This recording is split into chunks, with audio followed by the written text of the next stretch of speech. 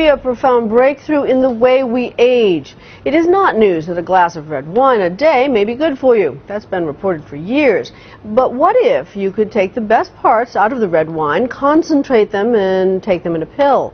Some maverick scientists think they're on the way to doing just that. Nightline's Vicki Mabry reports. These two mice are racing toward the elusive fountain of youth. So why is the one on the right moving so much faster? He's running on red wine, or more precisely, Resveratrol, a natural compound found in red wine. And the man behind the mice is betting that molecule is the answer to aging. We believe these molecules are working by activating these very ancient genetic pathways that control the aging process. Controlling aging with drugs. It's a remarkable idea, and some might say an outlandish one. But these two men say they're enticingly close to making that idea a reality. We started with a clean slate and looked. Meet the scientist, Harvard Medical School's David Sinclair, and the money man, millionaire investor Christoph Westphal, behind Citrus Pharmaceuticals. They say what they're doing here in Cambridge, Massachusetts, the biotech hub of the universe, is going to revolutionize medicine. If we are right, these drugs will be enormously successful drugs and treat very important diseases. Inside a nondescript building, the co-founders share a tiny office and a goofy sense of humor. Looks like your sex toy is coming in the mail. Oh, sorry, did I say that out loud? But the company's goal is quite serious. They hope to develop drugs that will treat not just some, but potentially all of the diseases that come with old age: diabetes, Alzheimer's, Parkinson's. Are you raising people's expectations and hopes too high, too soon? I used to think it was probably 100 years in the future that we'd see these anti-aging drugs come around. But now I'm optimistic that we'll see these possibly within the next few years, if it all goes well. Citrus was founded based on the science of David Sinclair. He was something of a whiz kid when he was recruited by Harvard Medical School and given his own lab devoted to aging research. He still spends most of his time there, where he and his team are doing what he calls cutting-edge science. There's one interesting thing that came up. Sinclair says from the moment he realized he was mortal, he was on a quest to do something about it. So after finishing his PhD in his native Australia, he sold his car to buy a plane ticket to Massachusetts. There, he began working in an MIT lab that was doing groundbreaking research on the genetics of aging. The simple fact that there are genes that control aging is really one of the most important discoveries in the last decade or more. But the details of what these genes actually do and how they do it, we're really just beginning to tap into that. And the more we study, the more exciting it becomes. Exciting, he says, because the genes are activated by resveratrol. The mice who received it lived 30% longer than the mice who did not.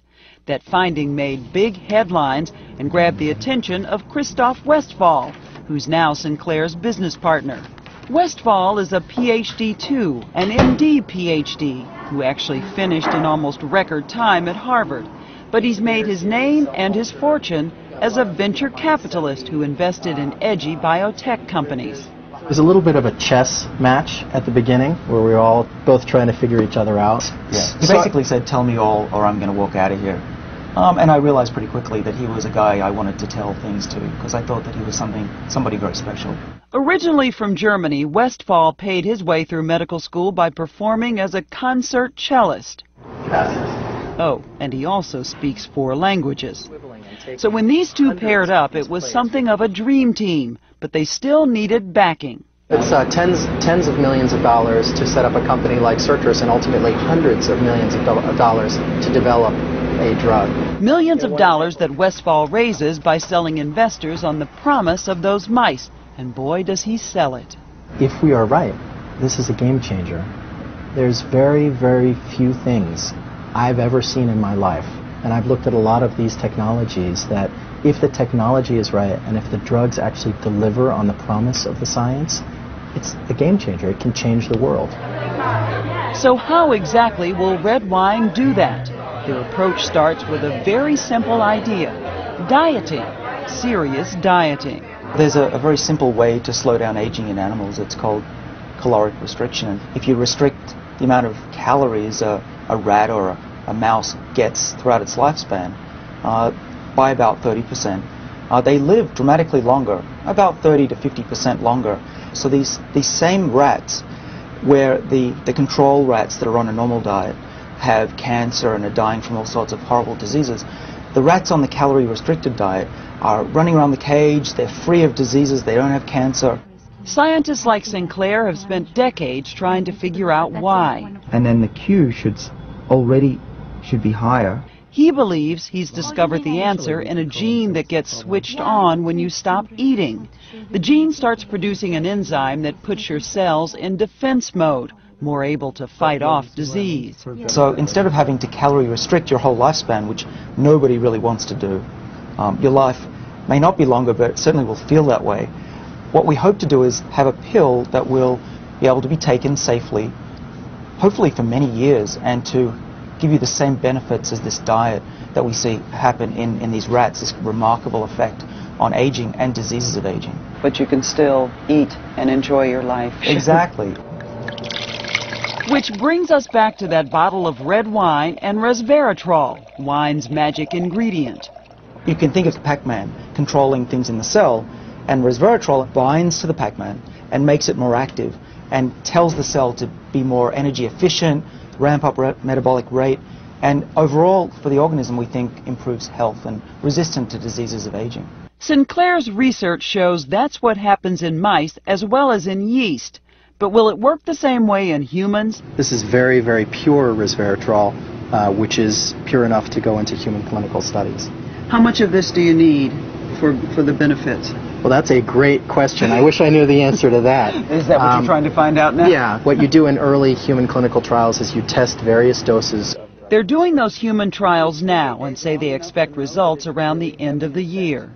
But isn't it true that about 90% of all of the trials, all of this work comes to nothing? I think that life is short. For many people, time is running out. I think the biology is very strong, and so I'm willing to bet my career that it is very likely to be right. There have been many findings that were initially thought to be extremely important and extremely exciting that didn't live up to the hype. Matt Kaberlein, who's a former colleague of Sinclair's and a specialist on aging, says Citrus is taking a risky bet. There are many other cellular targets of resveratrol that could be accounting for some of these beneficial effects, and that hasn't really been explored. In other words, what's in that glass of wine might be helpful, but perhaps not for the reason Citrus thinks. I don't believe we need to fully understand what these genes do to be able to make a drug.